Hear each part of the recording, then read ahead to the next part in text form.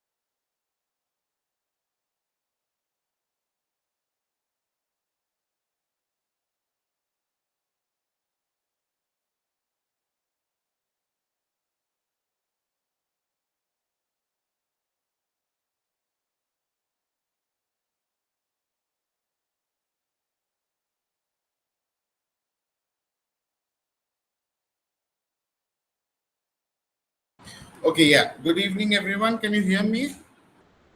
Yes, sir. Yes, sir. Yes, sir. Okay. Okay. So, Evening, sir. you must have completed. What are the papers you completed? Sir, MEG-1 and MEG-2. MEG-1 and MEG-2. So, you completed British poetry and Poetry, British drama. drama, right? Yes, Yes, sir. sir. Yes, sir. Yes, sir. Okay.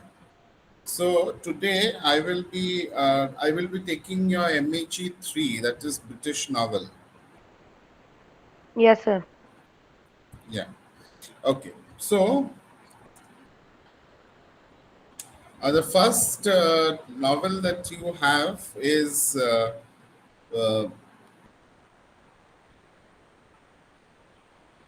Tom Jones, Henry Fielding's Tom Jones. So we will discuss this. Any one of you who have read this before?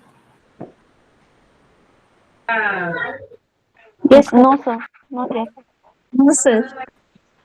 No, sir. No? Okay. Okay. Fine.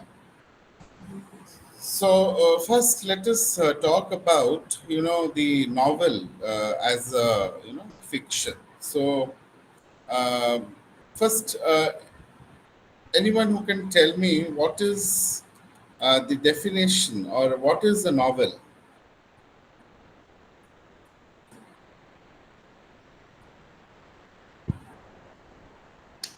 What is a novel?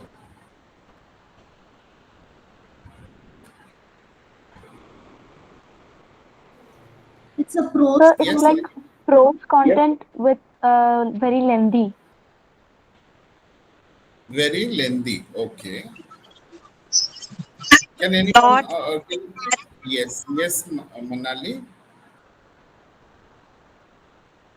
It will have a plot and it will have some characters to take the forward. Sorry, Manali, I'm not able to hear you. It is an imaginative story, sir. Okay.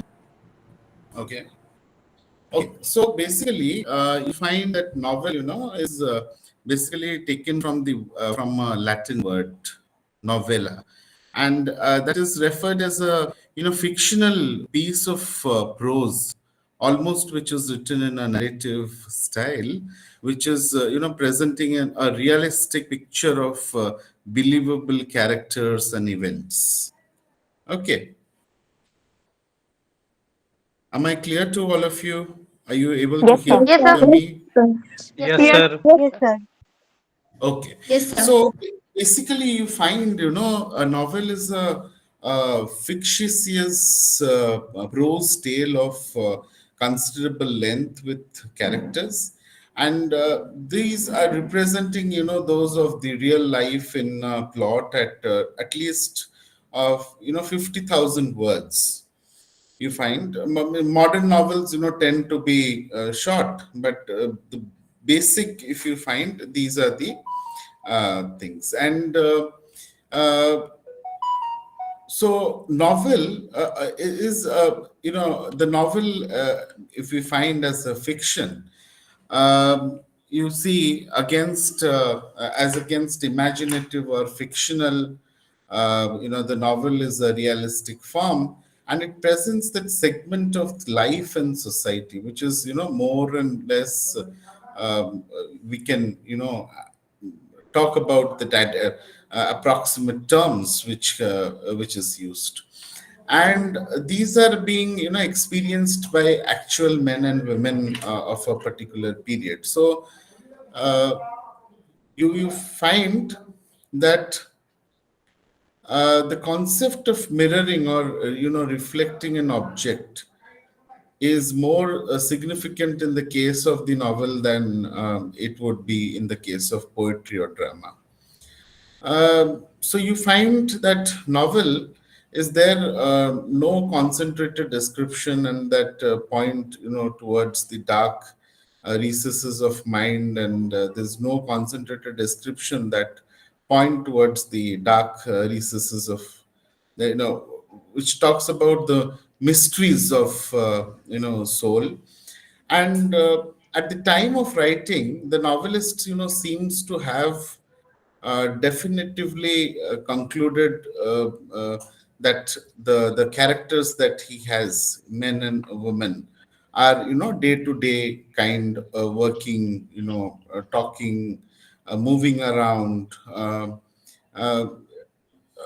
and without very high furnishing of the soul, a psyche or a mind.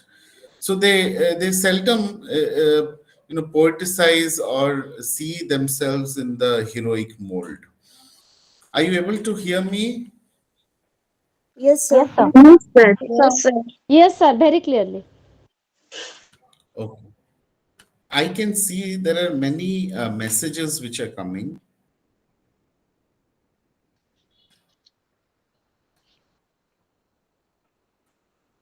Okay. Yeah. So then you also find that while reading a novel, we always feel that we have you know transported from one world to another.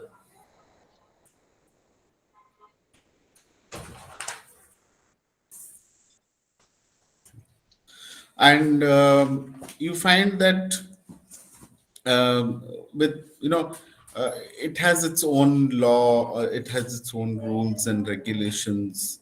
The towns, villages, markets, streets, the pathways hold its hold out as actual places with their distinct colorful feelings. And the emphasis is on the actual facts.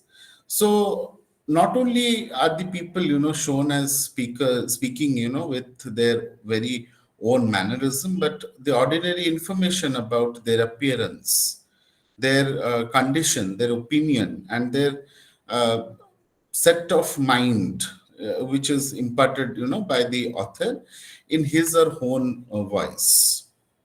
So I find some of you are, are not on mute. Can you please mute yourselves?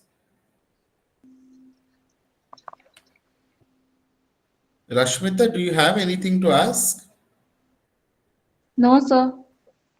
Please mute yourself. Yeah. Background noise is coming, it's disturbing.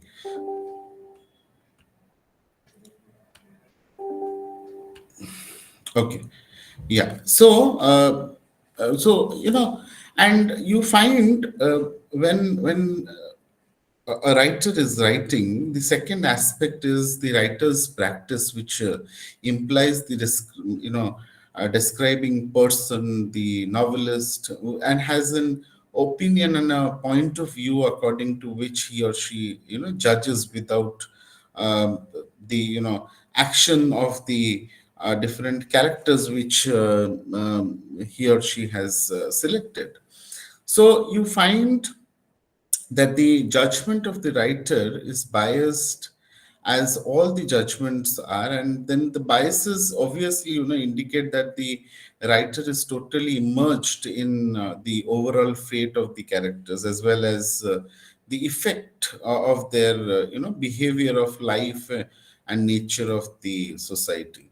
So in this scene, um, we find that the writer is a very responsible a person, of the society of that particular time, as well as the society reflecting in the novel, because the writer himself or herself is putting the views, or taking, or reflecting the society in his or her novel, which the readers are going to read, and the image that the reader is going to create in the mind.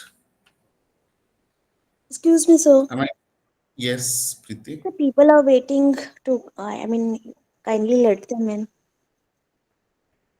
Oh, I am sorry, I don't have that option. Oh, okay, sir. Yeah, just a minute. I'll just but tell the authority. Just wait.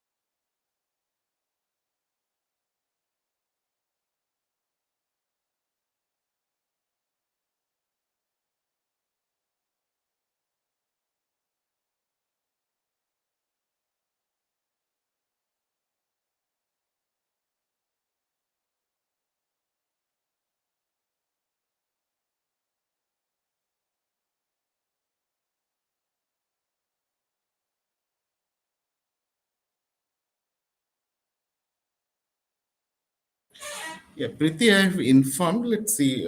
Actually, I don't have that access to add. No. Okay, sir. It's okay. Thank you so much. Yeah. Yeah. Okay. Yes. So I was talking about the novel and the the way the writer presents. So we see that the remarks of the author, which meant clearly for sharing with the readers, lend the authenticity of to the description in the novel and makes the reader accept it as a truthful account. So, what do you think when you read a novel? What do you think?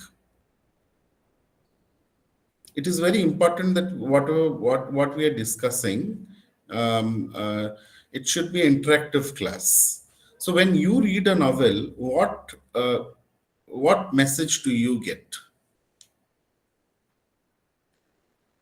Hello, sir. Good evening. I hope you are doing well, sir. Yeah, please go ahead. Yes, sir. So, whenever we approach a particular novel, when I supposedly read a particular novel, say, suppose Tom Jones only, we see that the novel is quite lengthy, as you had said earlier. So, there are a lot of characters as well, as compared to drama. We have slightly less characters in there. So in novel we have lots of characters, minor characters, major characters, and there is like when the story starts from the setting of that particular novel, it is quite in the beginning of it is introduced, and then there are a lot of like episodes. What you can say, we cannot say chapters, but episodes that happens in that. So there is setting also in the novel. This is what I Yeah. think what a novel has. And apart from that, there is setting, character, plot, many characters. Mm, there is also a theme of the novel, that why the novel is written, because there are Yeah. different ages in which the novel has been written. So there is a common theme that what particular novel, what the novel is going to signify. There is also a theme. So these are the elements that Mhm. are present in the particular novel, sir. Thank you. Okay. And what I was expecting is, yeah, yeah, somebody else who wants to answer. Excuse me. Yeah, When we read a novel, we are transported to another world that is created by the novelist. It can be yeah, realistic or fantasy, whatever it be, like you know Dracula, like Harry Potter. I think there yeah, is no yeah, yeah, question to, about novel. Anything you can write, but should be writing convincingly, and uh, you should absorb, attract the reader and hold the reader's interest. That is the only thing mm. you can. So what is It can be realistic what or is the otherwise. author? Okay, okay, yeah. Param, are you over? Means okay. Can I speak? Yes. Okay. Yeah. Yeah. Okay. Yeah. Okay. Yeah. Okay. Yeah. So Sir, what happened? sir, according to me, when I read a novel, when I Yes. approach a novel, it seems Yes. that all the occurrences, all the incidents that are there presented seem very Mm-hmm. realistic, and Yes. the dialogues that are put in the mouths of the characters Yes. also seem to reflect their situations, number one, their surroundings, their Mm-hmm. family, their familial structure, and all Yeah. this. So it is essentially different from drama and these kinds of other genres. Mm. Uh, Thank you, sir. Okay, okay. Thank you so much. So generally, that is what I wanted to know from all of you, and what I wanted is I got from your answer, saying that when the author is trying to share with the readers, uh, is not only lending the authenticity about describing the novel, but is trying to make the reader accept that it is a truthful account. This is very important. Yeah, sometimes it is an eye opener also. It is informative. Correct. Correct. So, sometimes what we do is when we read, we relate to that same thing which to our, own lifestyle, or something which has already happened with us, some past event, and we can relate to that. So it is somewhat the writer you know wants the reader to accept it as a truthful account. So, and this leads to a state in which the reader is strongly drawn into the ethos of the world of the novel. And in the course of reading a novel, you find the reader may feel that he or she is witness to an actual happening in which real people have been involved.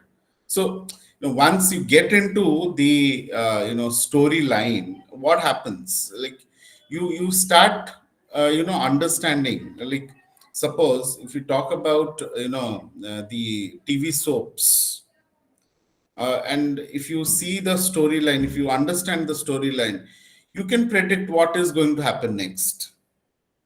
How does that come?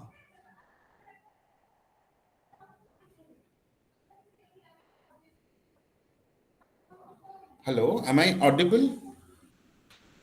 Yes, sir. Yeah, Yes, yeah. sir. Because Yes, sir. simply we Can are you, relating it to the real life situations that we have experienced before. sir, can you please repeat the question, please? My question was it's just an example. Like we see the TV soaps. After we get into the story, we start predicting what's going to happen, and that happens also. Yeah, why? Because we have got into the story in such a way that we relate that to our, maybe our real life situation or something which has happened with us, isn't it? Yes, sir. Yes, sir. Yes, yes. Yeah, yeah. Okay. So, in the course of reading a novel, therefore, the reader may feel that he or she is witness the to the actual happening in which real people are involved. And in this, you find the words in the text do not merely signify something outside of or way from them, but instead you find the words are there on the page as a picture or pictures which introduce the readers to their world and bind them or in specific aspects. And there is no wonder that the reader of the novel would get fully absorbed in the goings on or of the world chosen for representation in the work. And this is what I wanted to tell you about the realistic form. Because initially when I told you the novel is a realistic form of presentation, the actual thing. So as I said, the novel is a realistic form. So this is the realistic form how the author tries to put in the text. And yes, imaginative, on the other hand, denotes something very unreal thing.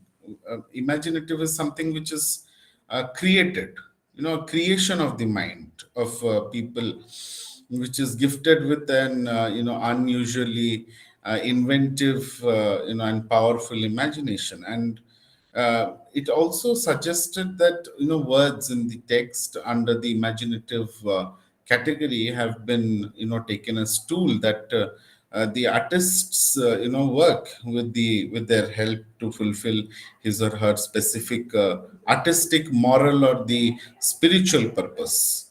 So this purpose may be to produce a literary work or exceptional symbolic spiritual significance. Okay, so imaginative is something that the author is trying to fulfill his gaps that he wants to fulfill. Okay. Am I clear until this? Yes, sir. Yes, Yes, sir. sir. Yes, sir.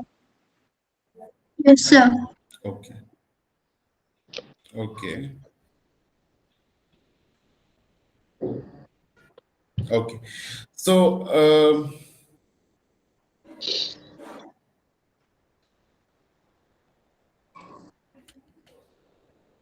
okay. So if we talk about fiction or fictional has come to acquire such strong affinities with the novel that we use uh, you know um, very synonymously, fiction or fictional. So there are characters in a novel which symbolize specific attitudes in a given society, as the writer conveys through them those significant impressions which he or she has gathered from the surrounding. And even we find uh, so there's all these things which the characters or uh, the characters and the social impressions which merge into each other, and the end product strongly binds us to the represented action. But you see, the writer does not merely, gather impressions from life. What happens is that the impression precedes the character and are in fact molded and remade into characters by the author. So, in this sense, we see that they are truly frictional, molding and remaking, which implies that the author's imagination has been at work in an intense manner. And there is also the problem of plausible lifelike situation that the writer is supposed to invent. So this means that the character in the novel cannot be constructed, or you cannot render some sort of flesh and blood unless they are placed in identifiable circumstances of our own world. So you find that the men and women in the work of fiction become our link with the period in which the writer has lived, and stand for those actual trends that existed at that time. So you find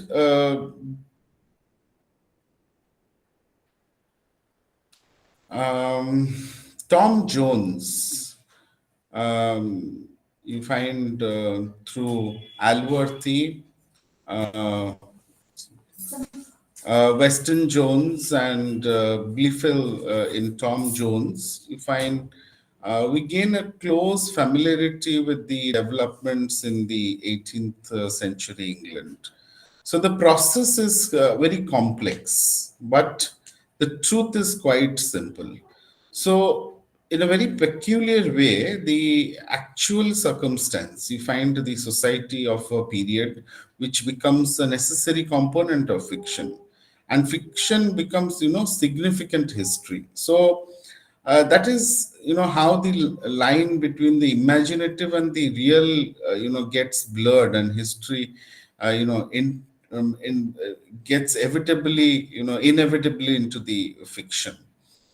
So we will talk about Tom Jones. You find novel is a different, from, if you talk about history, which is one important part. And history, as we know, that it is a very long, continuous process without a clear, tangible beginning as well as end, and it has a very unfolding itself, beyond its specific actors of the period, like it's men and women who are active within it to influence, the change. Uh, are you all getting me? Yes, sir. Yes, sir. Yes, sir.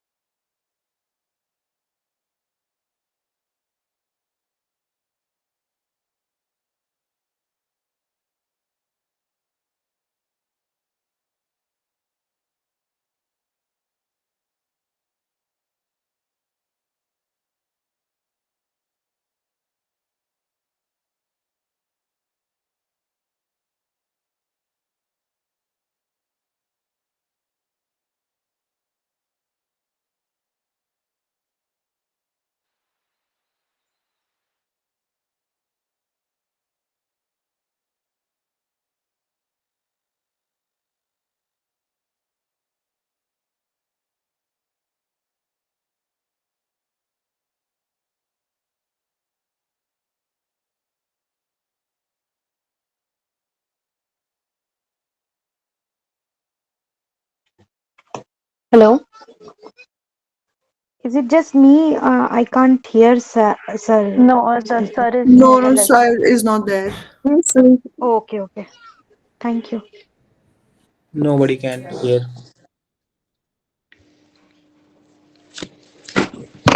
Sir is on mute.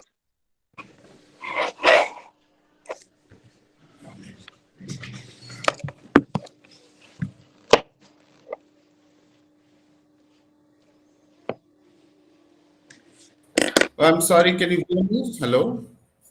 Yes, Yes, sir. sir. Yes, Hello? We can hear you. Yes, yes. Yes, Yes, sir. sir. Can There's listen. some problem. I don't know. In between, it's getting disconnected.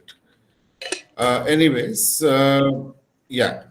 So we will talk about Tom Jones. Yeah. I was asking how many of you have read Tom Jones? Any one of you who know the story of Tom Jones? No one? Never mind if you do not know. I'm just asking how I many. have read. Yes, sir. I have. One by one. Please do not unmute yourself altogether. You can raise your hand. Okay. I can see Anchal, Jyotirmay, Rashmita, Shahid. All of you have read. Okay. Okay. Fine. Okay. So, um, who's the author of Tom Jones? Henry Henry Fielding. Fielding. Fielding. Yeah. Henry Fielding.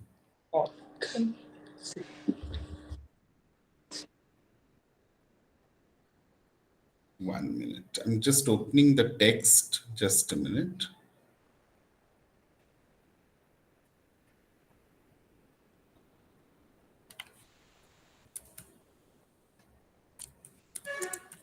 Yeah. So, Henry Fielding, if you know about Henry Fielding,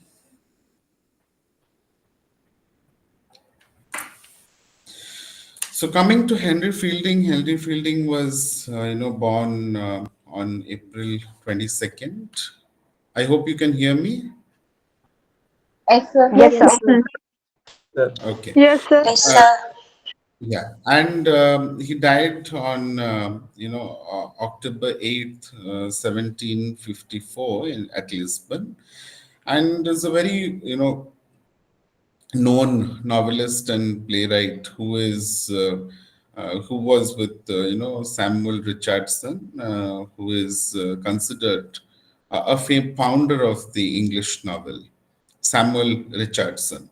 So among his major novels are Joseph Andrews, which was published in 1742, and Tom Jones in, any idea when Tom Jones was published?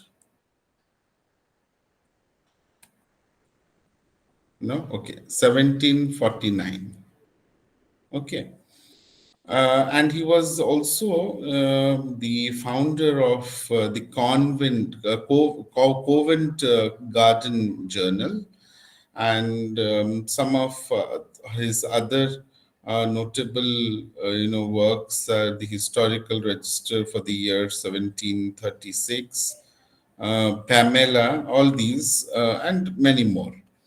Okay, so coming to this, so what do you want me to discuss? Do you want me to talk about the different characters?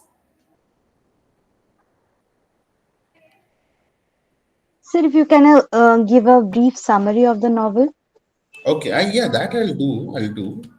Okay. Okay, so first let me introduce you to the Sir. characters. Yes, Sure. sir. I, Yes. yeah, yeah, Sir, I have one request. yes. Sir, can you please tell us a little bit about Henry Fielding first, so that we can at least get to know about his writing styles and what kind of novels he has written. A little bit, little about his life and the society of that Life. time. Okay. Yeah. So Fielding was born of a family that was, by tradition, traced its descent to the branches of the Habsburgs, and you find the first Earl of Denbigh, William Fielding, was direct ancestor, while Henry's father was Colonel, Edmund Fielding, who had served under John Churchill. John Churchill was the Duke of Marlborough, Marlborough, and which was an early, 18th century general.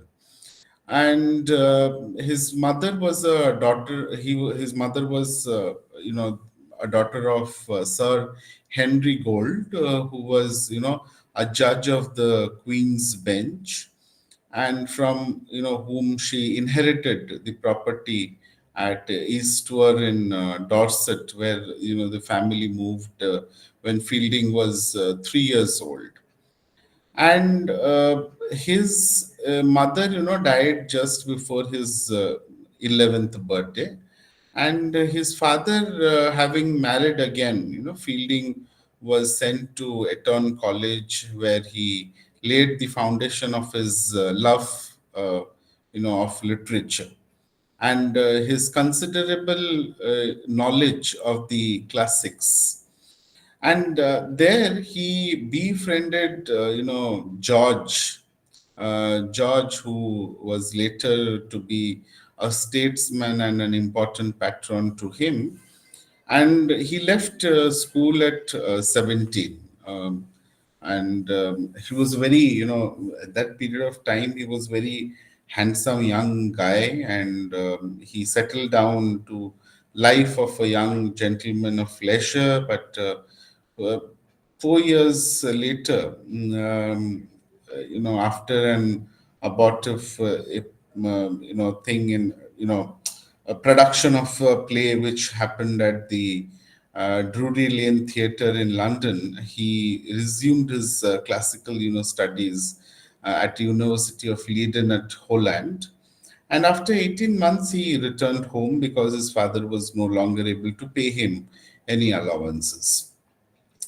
So you find, he is essentially, you find that he's a satirist. Uh, the his publications, which talks about, the author's farce, which was published in 1730, displays the absurdities of the writers and the publishers, while the rape upon rape, which was again published in 1730, satirizes the injustices of the law and the lawyers. So his target was often, the political corruption of the times. And in 1737, he produced the Little Theatre in the Hay. Hay is, now it is known as the Haymarket Theatre in London. And his historical register, then for the year 1736, in which the Prime Minister, Sir Robert Walpole, was represented, practically undisguised and mercilessly,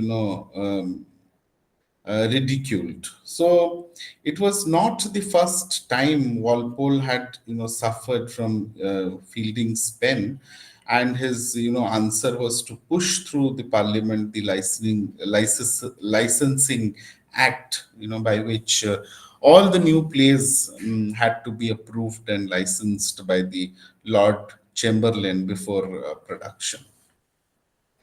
And you find Fielding was, as a barrister, you find he as a barrister, Fielding, who rode the Western Circuit twice a year, had little success. And Samuel Richardson, who published his novel Pamela, um, uh, which tells how a, servant girl, initially when he wrote, so so impressed her master by, resistance to his every effort at seduction at the end, that he thought fit to make her his wife.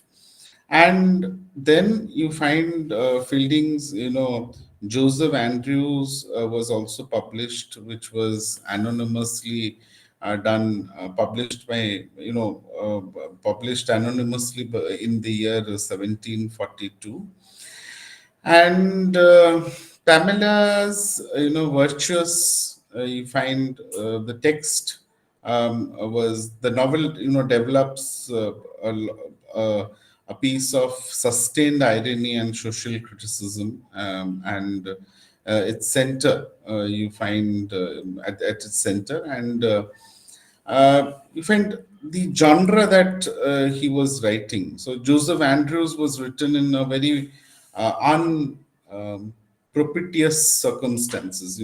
Fielding was crippled with gout, and his 6 years old daughter was, dying, and his wife was in a in a condition where very little, better, and he also had a lot of financial trouble then. So uh,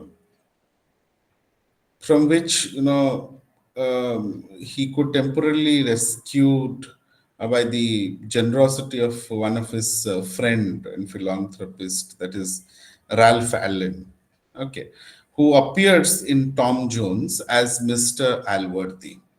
So Mr. Alworthy is one of the characters in Tom Jones, which is actually um, his friend and a philanthropist, Ralph Allen.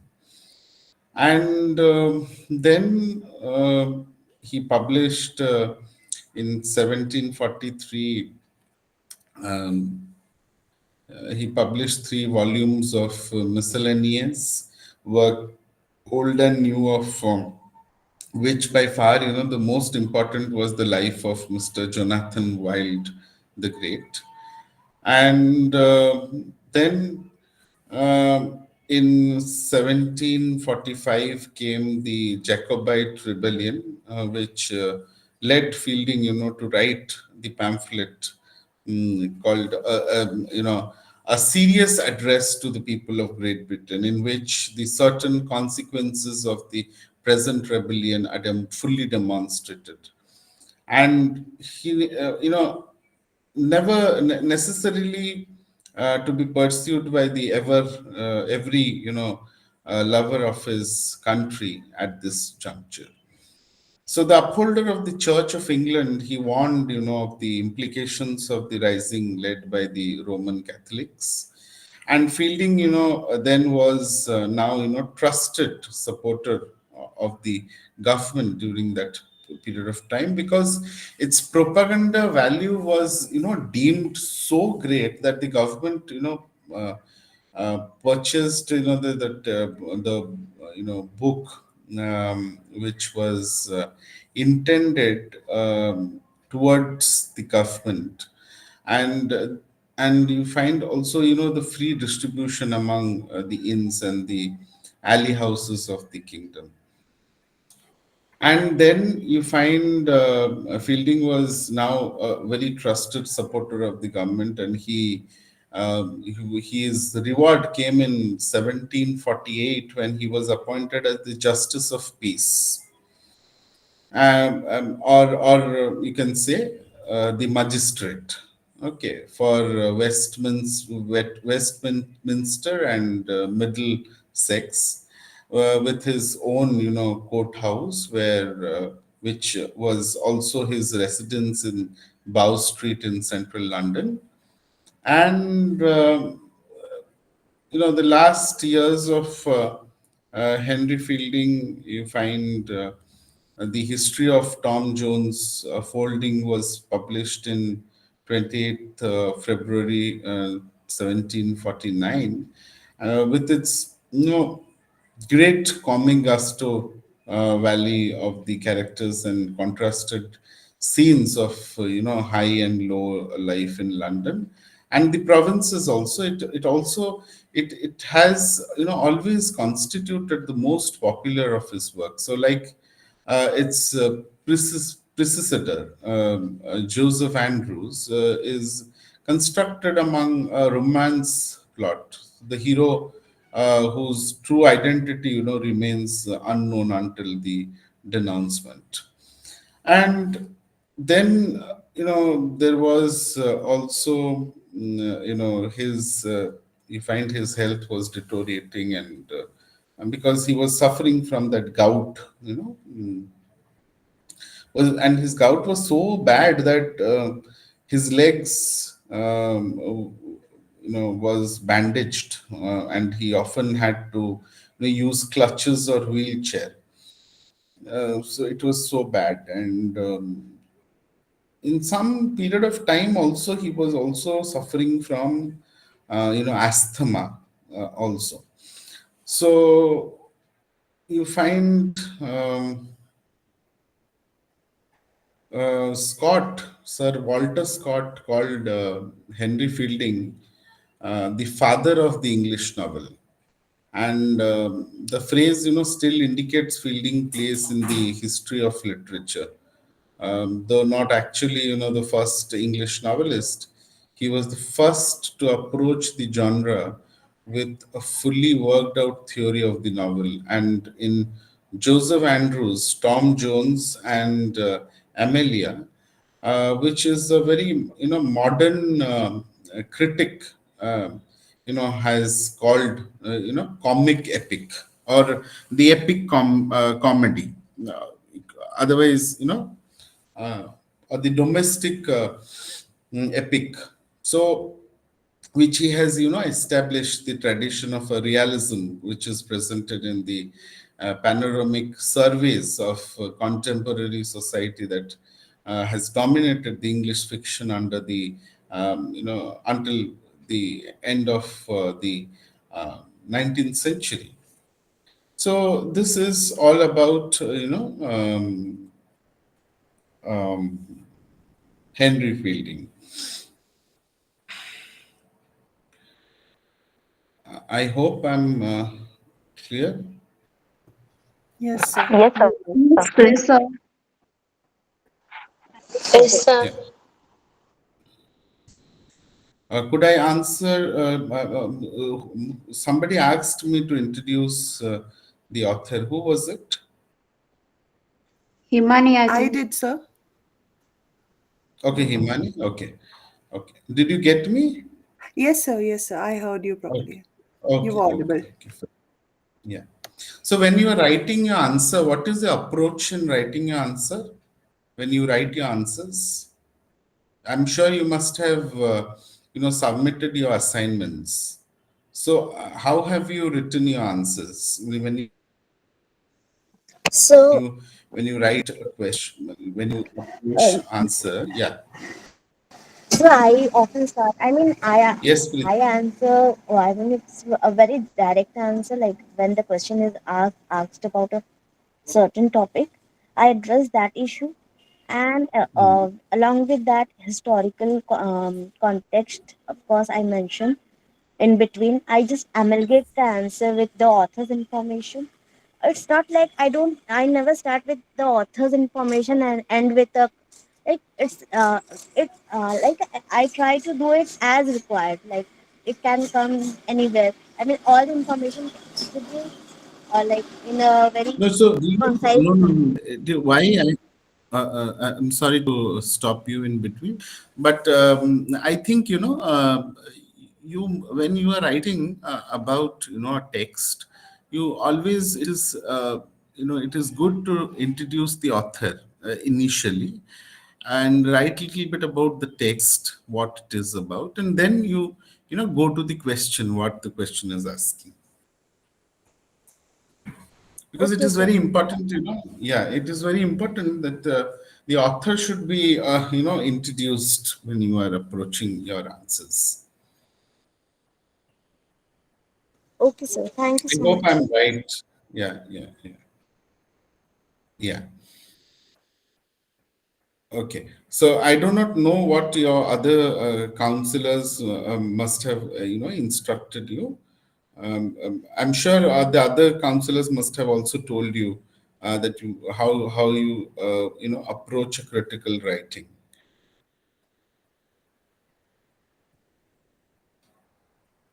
No, sir. Yes, sir. In a poetry and your drama, yes, yeah, yeah. Okay. Yes, sir. So shall I go to the characters, or do you want me to talk Sir, about even for the? assignment, I'm even sorry, for assignment, Babita, you're not audible properly. Can you please speak?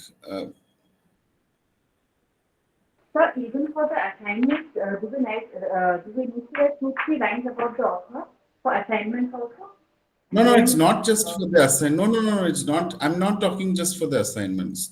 See, assignments are given to you so that uh, you can prepare yourself for the the term and examination. So the assignment questions that you got is the similar pattern what you get in your in your term and application. examination. Yes, yes. So this is a practice, you can say, moreover a practice how you approach, you write your answers. Sir, I have So one more usually question. I end the answer with my own understanding. Everything is Yes, whatever the yes, writer. critical analysis, correct, very correct. Critical analysis is not that what you have read. It is generally, you see students, they write answers, they write the summary. No, that is not what we want. We are asking you specific say questions, so you have to now suppose if we say suppose for example, Mr. Alworthy, who is already Fielding's friend, which has been reflected in Tom Jones. So if we talk about, if a question comes, the character sketch of Mr. Alworthy, you have to introduce there, saying that this is the person who's the actual friend, you know. So so these are the people whom you connect, and then you write about the character, how the author has presented. Param, do you have something to ask? No, nothing, sir. Param? Nothing. Yes. No, you have written something. Some have Yeah, raised yeah. their hands Because or. 3, 4 students raise their hands for nothing. I That's think why I I think just. some of them, yeah, yeah. Yeah, Please excuse yeah, them. yeah, yeah. That's Yeah, why because. yeah, yeah. Okay, Babita, okay. Thank may I answer your question? So could you please type the name of the friend, like who represents Tom Jones?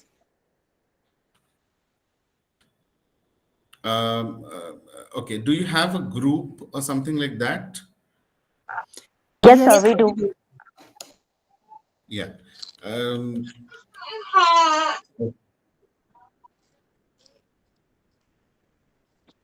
yeah. I Excuse me, will. sir. I, Can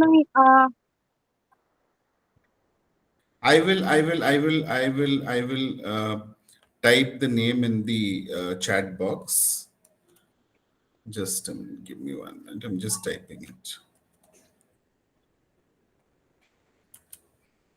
Excuse me, sir. Can I ask something? Yes, yes, yes.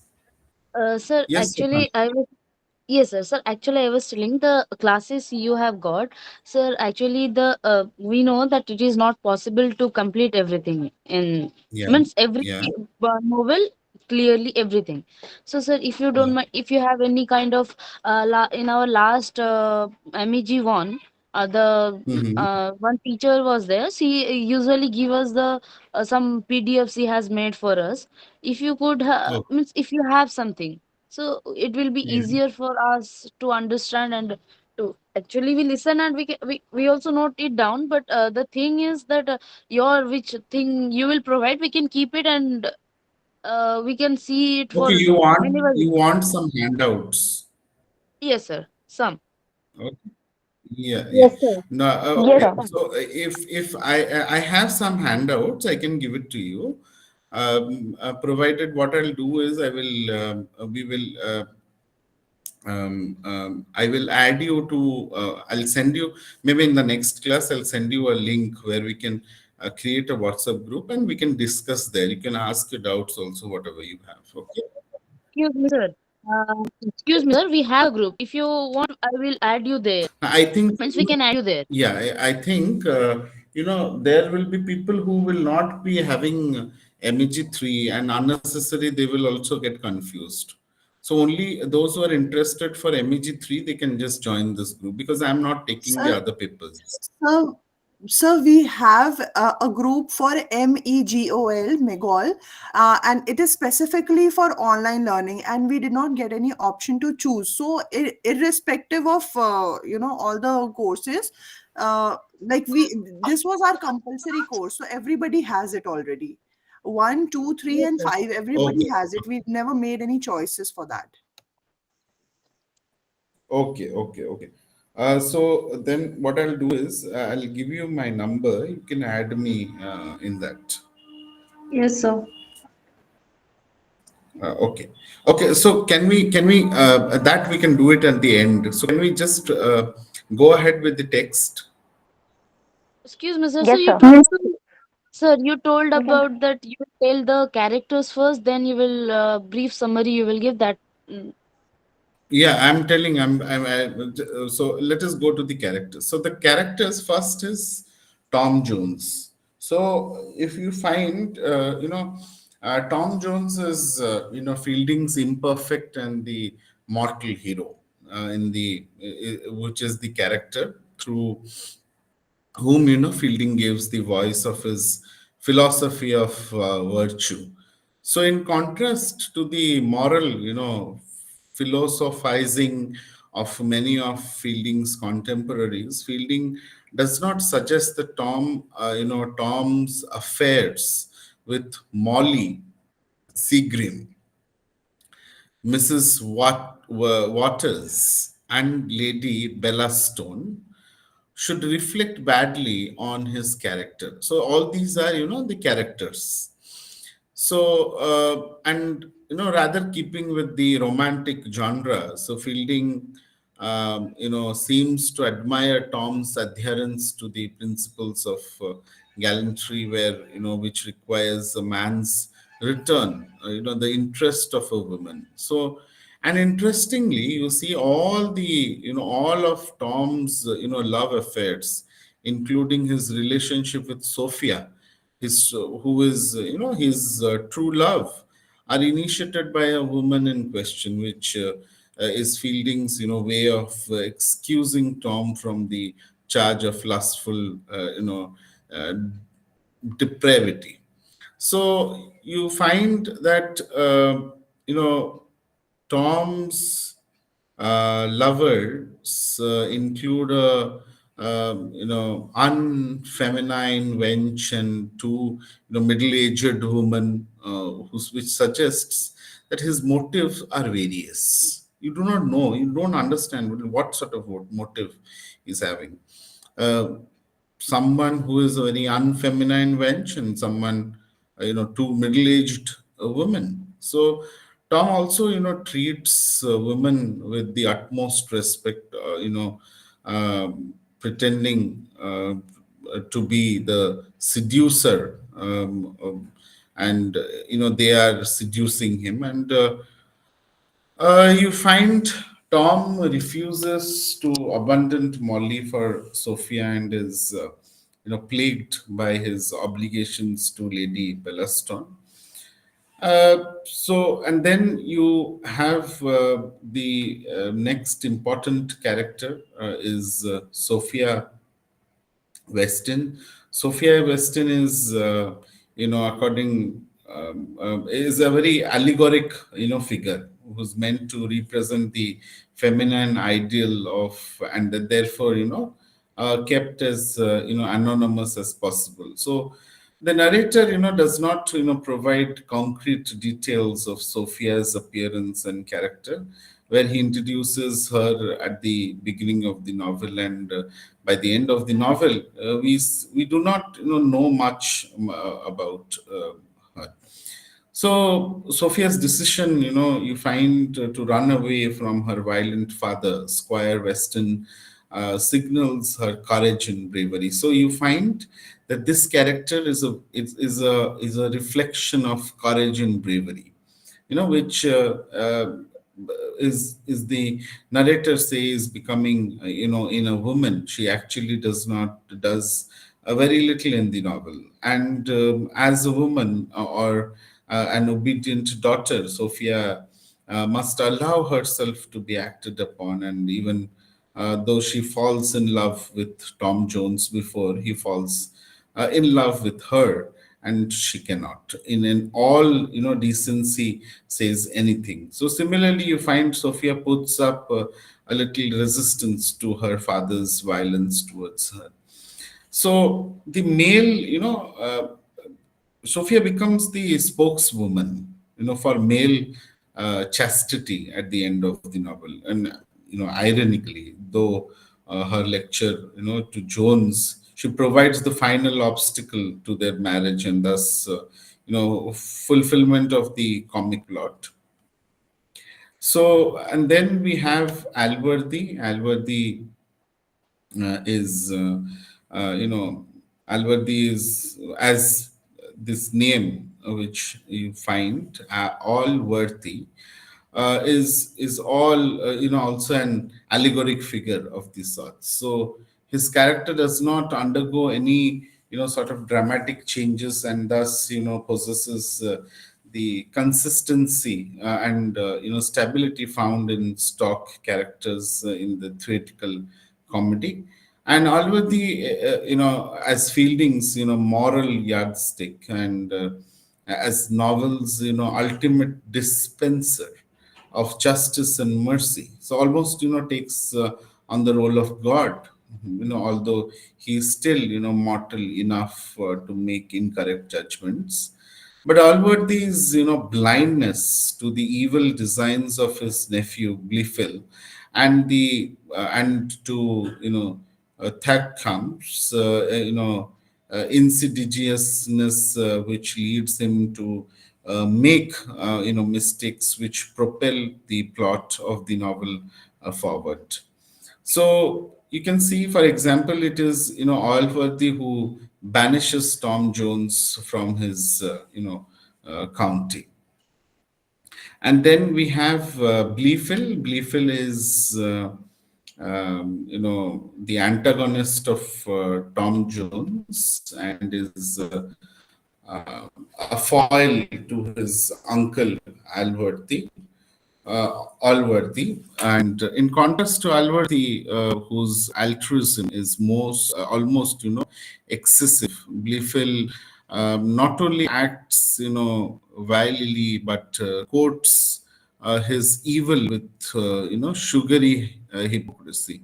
So when Alworthy and Tom confronts Blifil with his crimes, Blifil weeps not out of remorse, but rather out of terror, and he does not reform his ways, but merely his, religion, converting, to Methodist, is the order to marry a rich woman. So you find Blifil, stands opposite to consistent goodness of Alworthy, and Fielding uses Blifil's lack of passion to, condone Tom's abundance of the animal spirits and to sharpen his definition for love. So, uh, so these are the main characters, and we have the different minor, you can say these are the major characters, and the minor characters are Squire Weston. Squire Weston is a rough and a ready conservative country gentleman. And then we have Mrs. Weston. Mrs. Weston is the foil of her brother, Squire Weston, and always acts out of expediency. So, and then we have Partridge. Partridge is, the teacher whom Alworthy accuses of being Tom's father, and he's a kind of, comedic Harquillian character, and although pathetic, bumbling, and cowardly, Partridge, remains a loyal servant to Jones and deserves his reward at the end of the novel. Then we have Jenny Jones. Jenny Jones is otherwise known as Mrs. Waters and is a student of the Partridge, whom Allworthy banishes, for being Tom's mother at the end of the novel. And then we find, Jenny is not, Tom's mother. And then Brigette Allworthy is the mother of Blifil and Tom, and very unattractive lady who resents beautiful women. And Brigette marries Captain Blifil um, because he flatters her religious views. Then we have the next character is Lady Bellaston. Lady Bellaston is a London lady and is related to Sophia, who is passionate, has a lusty personality, who leads her to dabble around. And then you have um,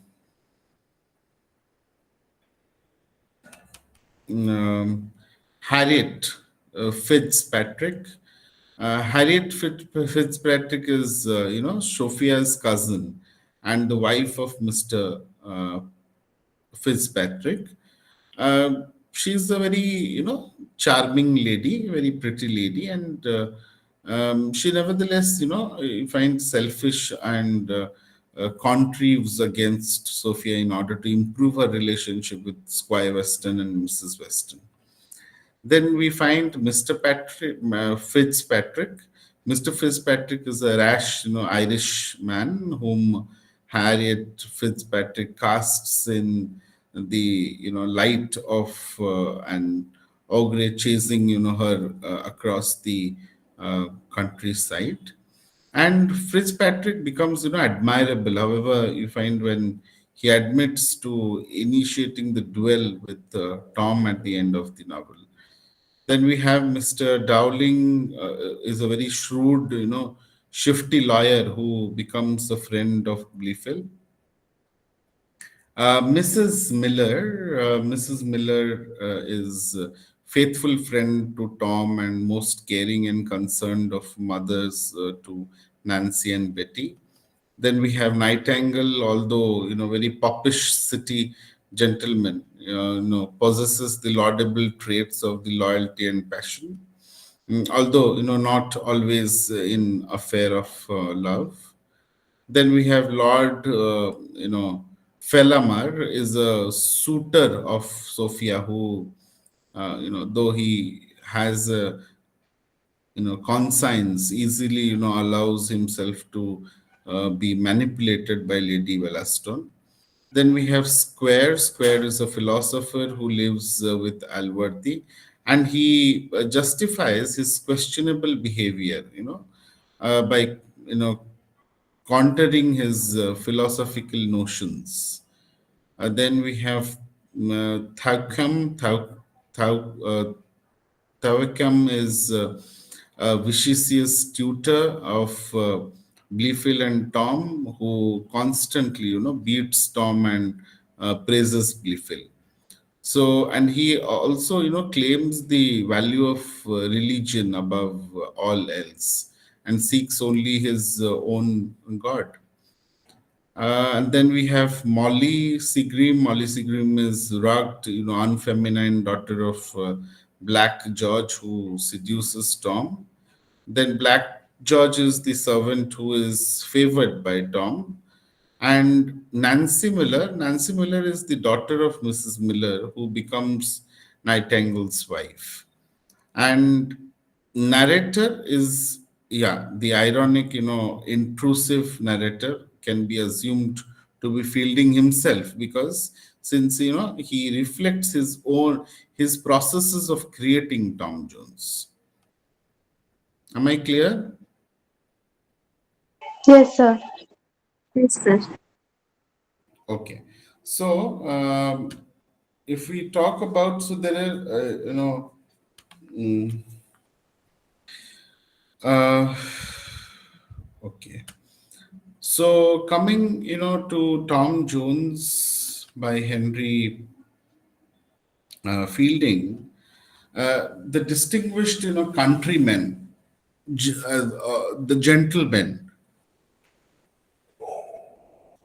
Alworthy, who lives in Somersetshire with his unmarried, sister, Bridget Alworthy, arrives home from a trip to London to discover a baby boy in his in is in the bed, and Alworthy undertakes to uncover the mother and the father of this foundlings, and finds local woman Jenny Jones and her tutor Mr.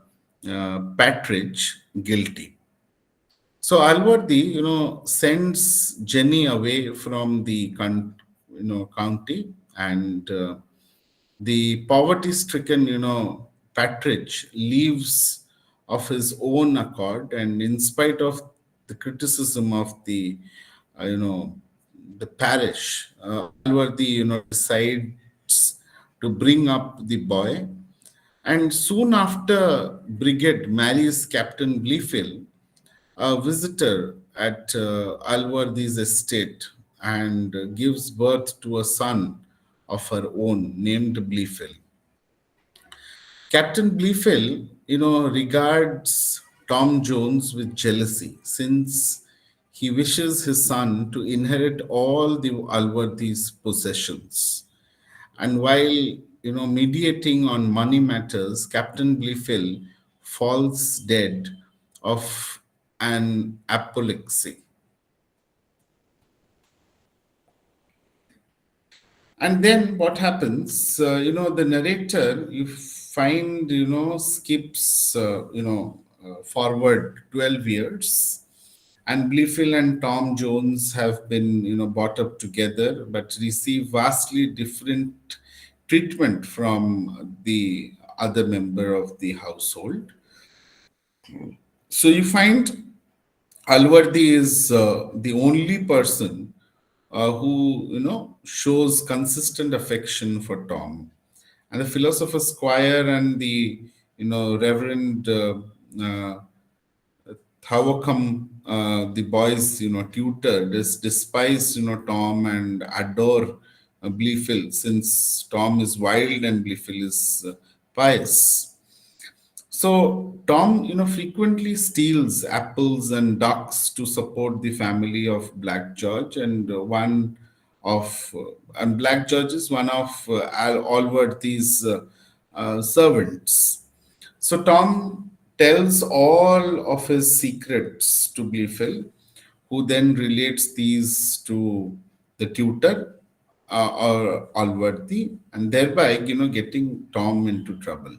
So the people of the parish, hearing of Tom's generosity to Black George, begins to speak kindly of Tom, while condemning Blifil of his, sneakiness.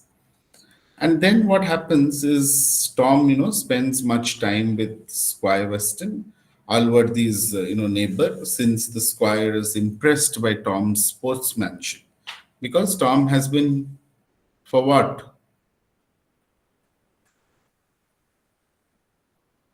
For what?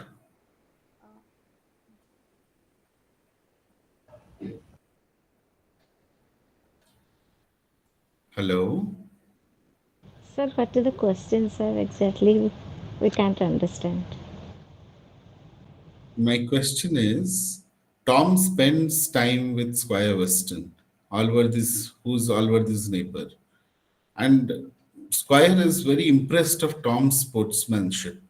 Which sportsmanship is the author talking about?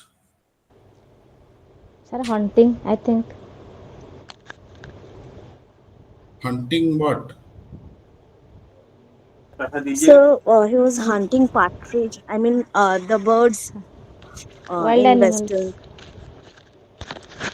For the activity, for the help that he was doing to Black George. Am I clear? Hello? Yes, sir. Yes, sir. Okay. Okay. So, and then what happens is, Yes. Sophia Weston, Squire Weston's daughter, feels deeply in love with Tom, and Tom has already, bestows his affection on Molly Seagrim, the poor but feisty daughter of Black George. But when Molly, becomes pregnant, Tom prevents Allworthy from sending Molly to prison by admitting that he has fathered her child, Tom. At first, obviously, out to Sophia's charm and beauty, falls deeply in love with her, but begins to resent his ties to Molly. And you find yet he remains with Molly out of honor. Tom's commitment to Molly's end when he discovers that she has been having affair, when means which shows that Tom is not the father of her child and frees him to confess his feeling to Sophia. And then what happens? Alwardi, falls gravely ill and summons his family and friends to be near him. So gives notice to everyone to come near him, and he reads out his will, which states that Blifil will inherit most of his estate, although Tom is also provided for, and the tutor, and squire are upset that they are each promised only £1,000. So Tom experiences great emotion at Alwardi's illness and barely, leaves him his bedside. And a lawyer named Dowling arrives and announces the sudden and unexpected death of Brigade Alwardi, the sister. So when the doctor announces that Alwardi will not die, Tom rejoices and gets drunk on both joy and alcohol. And Blifil calls Tom a bastard, and Tom retaliates by hitting him. So Tom, after swearing eternal constancy to Sophia, encounters Molly by chance and makes love to her. And then what happens? Mrs. Weston, the aunt with who Sophia spent much of her youth, comes to stay at her brother's house. And she and Squire, fight constantly, but they unite over Mrs. Weston's plan to marry Sophia to Blifil, and Mrs. Weston, promises to not to reveal Sophia's love for Tom as long as Sophia submits to receiving Blifil as a suitor. So Blifil thus, begins his courtship and of Sophia and brags so much about his, progress that Alworthy believes that Sophia must, love Blifil. And Sophia, however, is strongly, opposes the proposal, and Squire Western, grows violent with her. And Blifil, then tells, Allworthy that Tom is a, rascal who, cavorted drunkenly about the house, and Allworthy banishes Tom from the country. And, uh, Tom does not want to leave Sophia, but decides that he must follow the honorable path. So then, Tom begins to wander about the countryside, and in Bristol, he happens to meet up with the Partridge, who becomes his loyal servant. So Tom also, rescues Mrs. Waters from being robbed.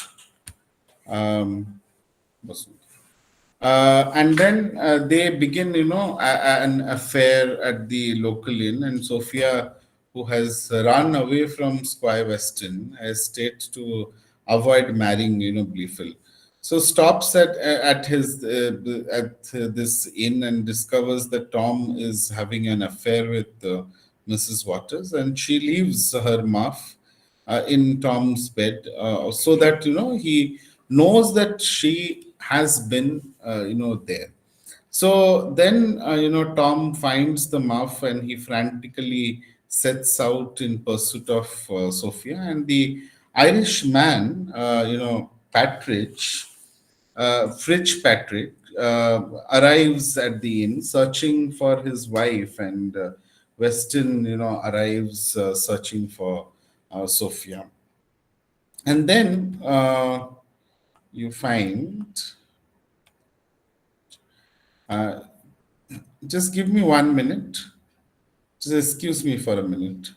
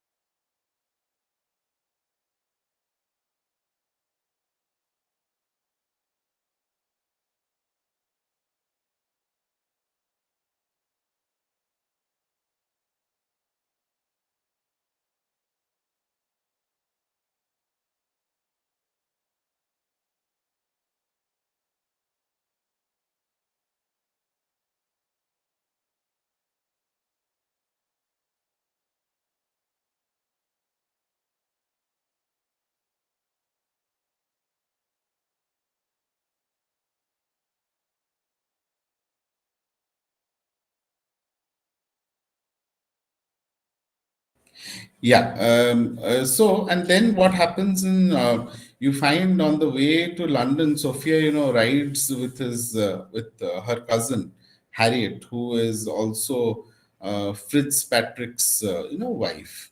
And in London, Sophia, stays with her lady relative, Lady Bellaston. Tom and Partridge arrive in London soon after, and they stay in the house of Mrs. Miller and her daughters, one of whom is named as Nancy. And a young, gentleman called Nightingale,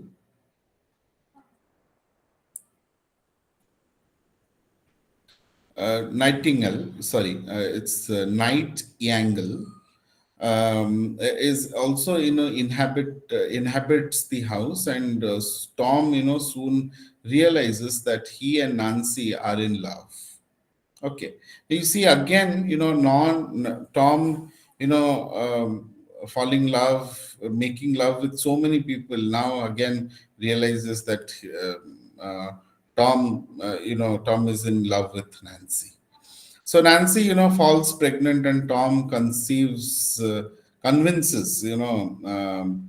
Nightingale to marry, her, and Lady Bellaston and Tom begins an affair. Although Tom, privately continues to pursue Sophia. When he and Sophia are, reconciled, Tom breaks off the relationship with Lady Bellaston by sending her a marriage proposal that scares her away. And yet, Lady Bellaston is still determined not to allow, Sophia and Tom's love to flourish. And she encourages, another young man, Lord Felamer, to rape, Sophia. And then what happens is soon you find, um, after Squire Weston, Mrs. Weston, Gleefield, and Allworthy arrives in London, and Squire Weston locks Sophia in her bedroom, and Mr.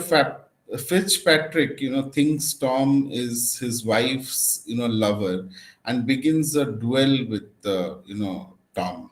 So, and in defending himself, Tom stabs Fitzpatrick with the sword, and is thrown into jail. So Patridge visits Tom in jail, and with the ghastly news that Mrs. Waters is Jenny Jones, Tom's mother. You find Mrs. Waters meets with Allworthy and explains that Fitzpatrick is still alive, and he has and has admitted to the initiating the duel. She also tells Allworthy that a lawyer acting on behalf of an unnamed gentleman tried to persuade her to conspire against Tom. So Allworthy, realizes that Bleefield is this very gentleman, and he decides never to speak to him again. And Tom, however, takes pity on Bleefield and provides him with, an annuity. So Mrs. Waters is also reveals that Tom's mother was Bridget Alworthy, and Squire sends Alworthy a letter explaining that Tom's conduct during Alworthy's illness and honorable and compassionate. He was very honorable and compassionate, and Tom is released from jail, and he and Alworthy are reunited as nephew and uncle. And Mrs. Miller explains to Sophia the reason for Tom's marriage proposal to Lady Bellaston. So you find Sophia is satisfied, and now that Tom is Allworthy's higher, Squire Weston eagerly encourages the marriage between Tom and Sophia. And you know, um, Sophia tries, Tom for his lack of chastity, but agrees to marry him. And they live happily on Western Estate with two children, and shower everyone around them with kindness and generosity. So this is how, the text has been, developed. Excuse me, sir. Can you please tell the ending once more? That was not audible clearly, sir. Means what? Means he La he was Tom was generally Tom was Allworthy's higher. Okay. And Sophia Weston wanted was encouraging the marriage between Tom and Sophia. So, and Sophia thinking about what all Tom has done, but still she agrees to marry, and then they married. They married, and they were staying happily at Western Estate with two children. Okay. And the family was very, very good to people around them, and they were very kind, and they were very generous. Excuse me, sir. Yes, Manisha.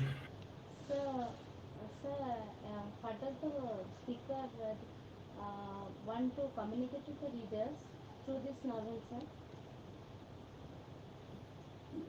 through this novel. Yes, sir. What does the speaker want to So communicate to the readers? what did you understand first? Tell me. I told you those. I told you what Sir, is the novel about. yes, sir, I understood the story. I understood what you explained. So what did you understand? So what was your understanding about the author? What was the author trying to tell? So the author He tries was to trying to tell about Tom's Just a life, minute, how he Priti, was. just a minute. Priti, just a minute. yes, I Please understood all of this. allow Manisha to speak, and then I'll ask you. Yes, yes, Yes, sir, Manisha. I understood that the author wanted to speak the discrimination between the Can you classes, be a little loud? I can't hear you. Yes.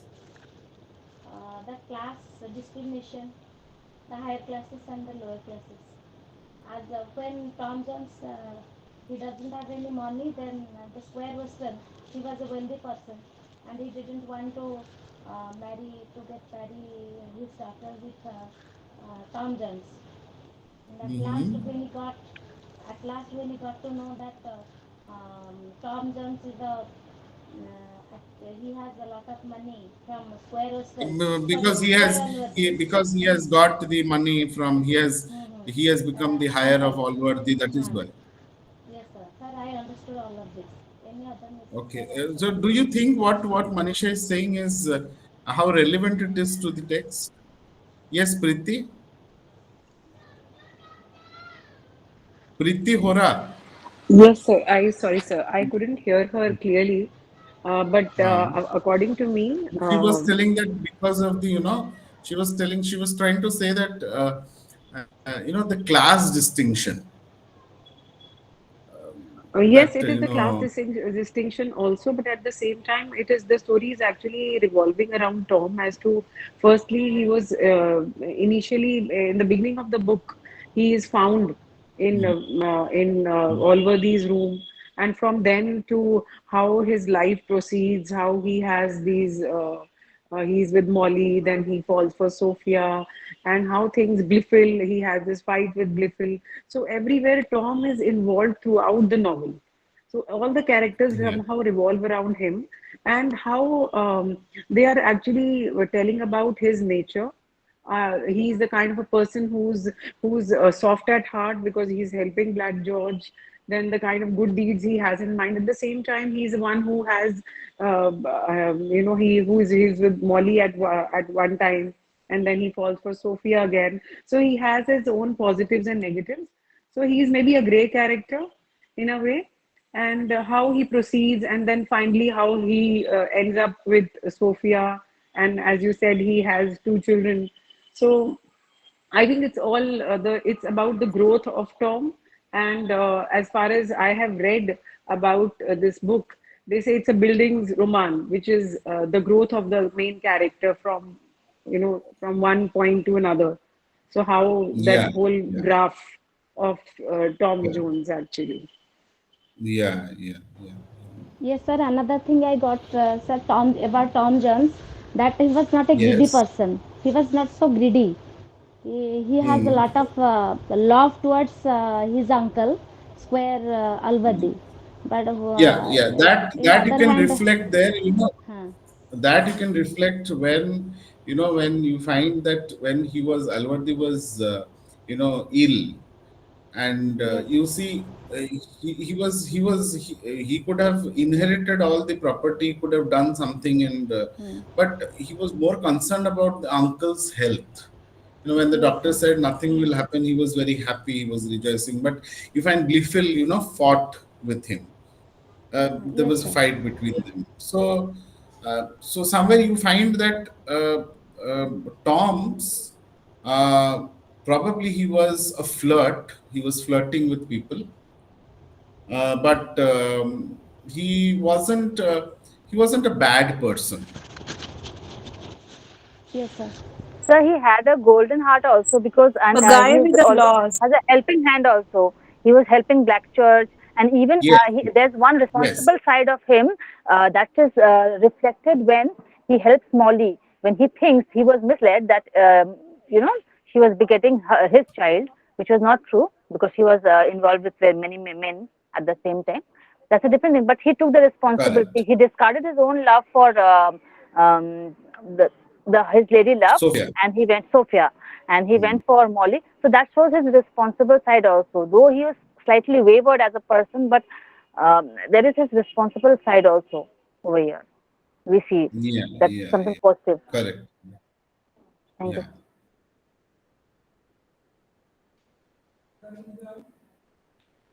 Yeah. Yeah. What is the name? Uttara, if I'm not spelling it wrong. Yes, sir. Uttara. Yeah, yeah. You were telling something. Yes.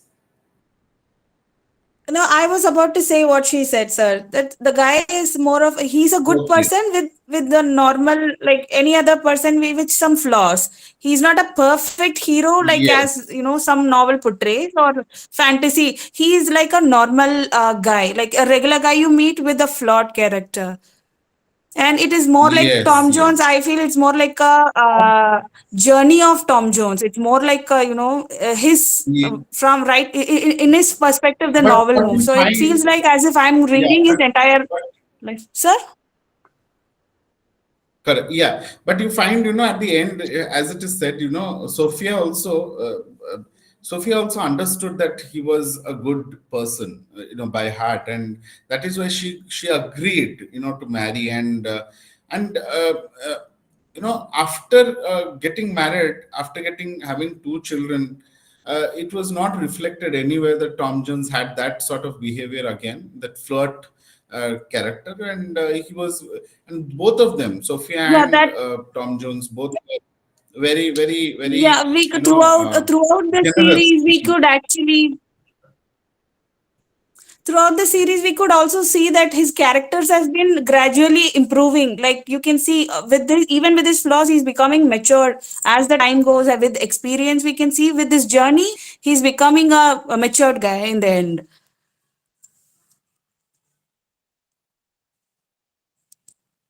Yeah, yeah, yeah. Correct, correct. But sir, So, I have this little doubt. yes, What so yes. you said Henry Fieldings is someone who has this kind of he always have this satire writings are most of satire. He takes some political issues or you say that he will talk about that in his novels. So what kind of a political stand he took So he here? Like has what no, no, no, no, no. Generally, he writes. That is what generally he wrote initially. That is what I said in the initial stages okay, okay, when I okay. introduced the. Yeah, Okay. yeah. Thank you, sir. So here also you can see, politics. Do you think anyone who can talk about politics which has been reflected here somewhere? Do you think a political aspect has been reflected in the text? Do you Sir, mean to say? there is a Yeah, thing about magistrate. When the magistrate, I don't know his name. He's, I think, regarding uh, the amount, that was during the will, Distribution of the property, wi- distribution of property of yes, distribution where of the property. Alvadi. Correct, correct. Yes, yes, yes. yes, sir, and the issue of Tom Jones, that Mhm. by whom Tom Jones is begotten. So that also is political in my view. When Elworthy questions that uh, who begot you, from uh, whose womb you have come, that also is political.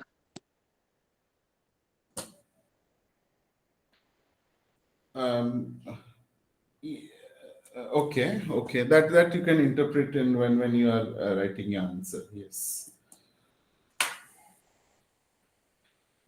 Uh, Coming to the end, towards the end, I would also like to know. So you people are all from. Are you from Odisha, or some people are from outside this state of Odisha? Sir, Mumbai, sir. there are Pune State of side. Odisha. and Indian students, sir. Odisha. So where? There are students from international branches and from other RCs throughout India. Okay, okay, okay, So RC Kolkata. I'm from RC Kolkata. okay, okay, okay, okay. Fine, fine, fine. Sir, thank you, sir. Today's Then, class was. so all of you are from the Sir, I am OL, from means the Gujarat. online, Actually, or okay, okay. So No, are sir. you Here, in not There, all are. No. there are few MEG. Yes, sir. Few are MEG and Yeah, yeah. few are MEG all. Okay, okay, okay, okay. Okay, ODL, okay sir. then. Okay, yeah, yeah, yeah. That is what I just wanted to understand. If some of you are from ODL, or all of you are from. Anyways, so we can Sir, end the class here today. yes, sir. Sir, sir, we have created a group. So, sir, sir, I will make you join there. The link is sent. Would you Excuse uh, me, sir. I will just tell you my number. You can just send me the link in that. Okay, sir. Okay, sir. My number is 94371. Nine four I'll three just put it seven here. one. I'll just Yes, put sir. it here. Just send me the link, okay? 37190. Sir, I will add you there. Is it fine, sir? Yeah, yeah. No, just send me the link. I will add. I will just send me the link. Is there any Okay. another group for MEG3 or the same group? No, that's the same group. Okay, thank you. So thank you, sir. Today's class was very interesting and very interactive also. We enjoyed the class Thank you so very much, much, sir. sir. Thank you so Thank much, you. sir. Thank you, Thank you, sir. Thank you, sir. sir. The class was very interactive. Thank you, sir, and very productive Thank also. you. Thank you. Thank you. Thank you, sir. Excuse me. Excuse me. Yes, sir. When will be the next class and what will be the subject? If you know it in advance, it will be very helpful. We can prepare Yeah, ourselves. we'll do the next. We'll do the next text, sir. Thank you, sir.